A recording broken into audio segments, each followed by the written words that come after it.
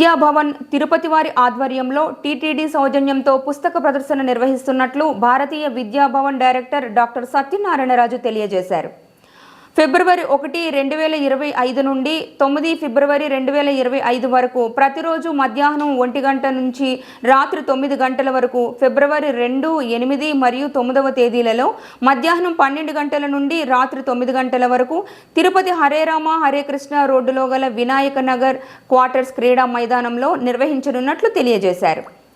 ఈ కార్యక్రమ ప్రారంభోత్సవానికి ముఖ్య అతిథిగా భారతదేశ సర్వోన్నత న్యాయస్థానం మాజీ న్యాయమూర్తి జస్టిస్ బిఎన్ శ్రీకృష్ణ, విశిష్ట అతిథిగా స్విమ్స్ సంచాలకులు మరియు ఉపకులపతి ఆచార్య ఆర్వి కుమార్, ప్రత్యేక అతిథిగా తిరుపతి జిల్లా కలెక్టర్ మరియు జిల్లా మేజిస్ట్రేట్ డాక్టర్ ఎస్ వెంకటేశ్వర్ పాల్గొంటారని తెలియజేశారు. ఈ పుస్తక ప్రదర్శనలో దాదాపుగా 70 స్టాల్స్, తిరుమల తిరుపతి దేవస్థానంల ప్రచురణలు, భవన్స్ ప్రచురణలు, విజయవాణి ప్రింటర్స్, విశాలాంధ్ర, ఎంఎస్కో సాహితీ ప్రచురణలు, Sravya educational aids, Srivasavi book centre, SS book centre, new book links, Dhyanalahari, science in universe, sun publications, Rushipeetham, dream info world, Navaratna book worlds and నిహిల్ publications, Padmavathi book distributors, Aurobindo society, ఫాలునఫా, ఆరోగ్య విజ్ఞాన ప్రచురణలు, హిమాన్షు బడిపో, సైన్స్ ఇన్ వేదాస్, ఐఏఎస్ రచనలు, Sahitya Akademi, Manujyothi, arts and letters, నిక్రమ్ publishers, Shilpakala Bharathi, గుదియా sports, edu soft learning, supreme law house, Vakratunda book store, నేరిక్ university మరియు శ్రీ భూసత్వ మొదలగు ప్రచురణలు ప్రదర్శనకు ఉంచబడతాయి.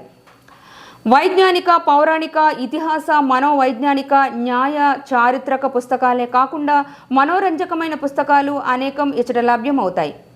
పుస్తకాభిమానులు, పుస్తక ప్రియులు, పరిశోధక విద్యార్థులు, పరీక్షార్థులు అందరూ ఈ అవకాశాన్ని సద్వినియోగం చేసుకోవాలని భారతీయ విద్యాభవన్ గౌరవ సంచాలకులు మరియు కోశాధికారి డాక్టర్ నడింపల్లి సత్యనారాయణరాజు తెలియజేశారు.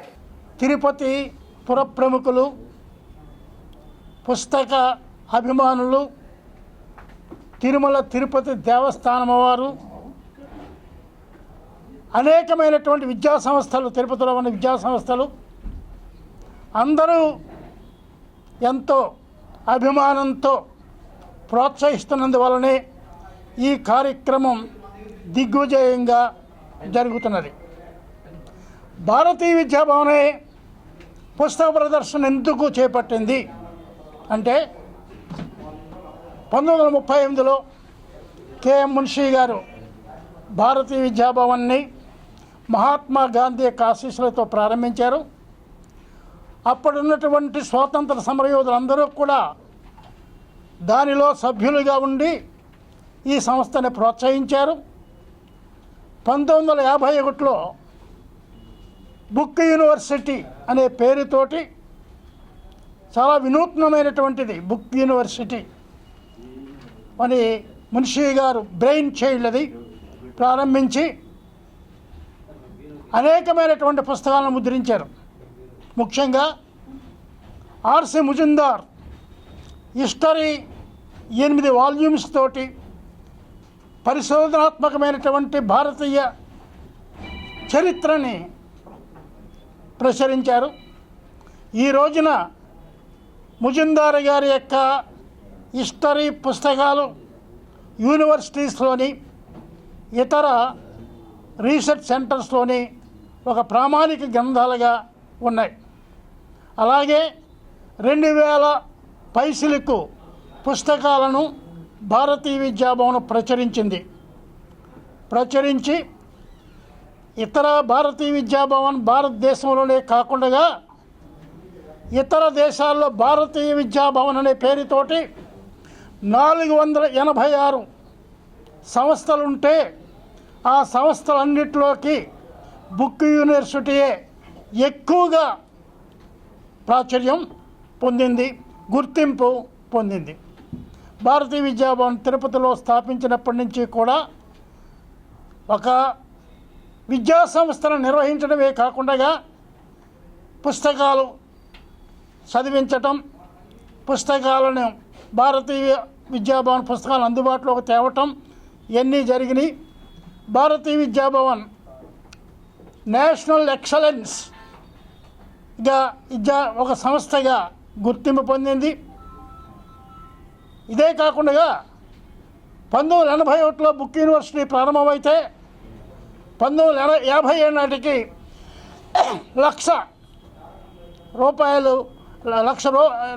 లక్షకు దాని సేల్స్ వెళ్ళి అప్పుడు ఆనాటి పండిట్ జవహర్లాల్ నెహ్రూ గారు కామెంట్ ఏంటంటే భారతీయ విద్యాభవన్ ఈ విధంగా ఒక హిస్టరీని సృష్టించింది ఇన్ని పుస్తకాలను అమ్మి అని చెప్పేంతే కాకుండా భారతీయ విద్యాభవన్ ఒక